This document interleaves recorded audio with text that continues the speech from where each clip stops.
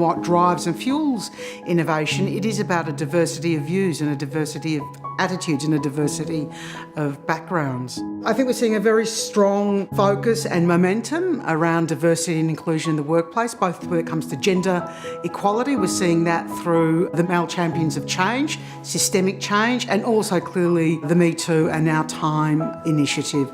The other aspect is a renewed focus on LGBTI inclusion, particularly coming off significant social change such as same-sex marriage.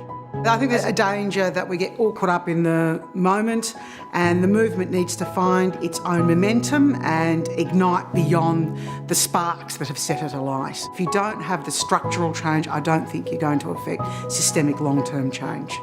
The government's got two levers in this area that it can pull. One is government as an employer itself. What kind of changes can we make internally, considering that we have, if you take all the government departments and all the statutory agencies, has a workforce in excess of 200,000. The second area where government has a role to play is what changes can it effect through policy. About 3 years ago, the Victorian government introduced Quotas. It's about levelling the playing field, making sure that it enters into the consciousness of people as they're making decisions rather than going to the same old pool of people that they know or people that they mix with.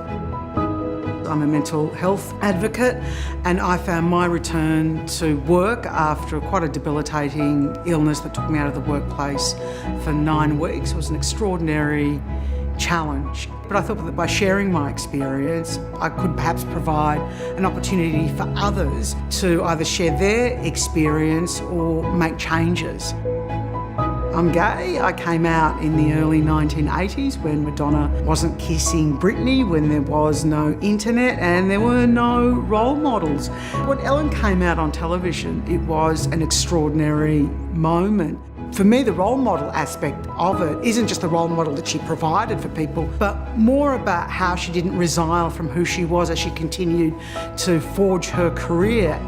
Coming out is a continual process, no matter what age you reach, despite the fact that Britney has kissed Madonna, despite the fact that we are in the world of the internet, there are still kids who are being ostracised, there are still people who are uncomfortable about coming out at work because work is not an inclusive workplace. So for me, it's about taking up that challenge of change.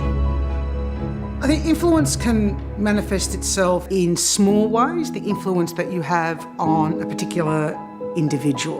People who've said to me, "You have given me hope that change is possible." It's extraordinarily powerful, as is the person who will tell you, "I had these preconceived ideas about depression. I didn't think it was real. I thought it was put on, but you've helped me change my mind."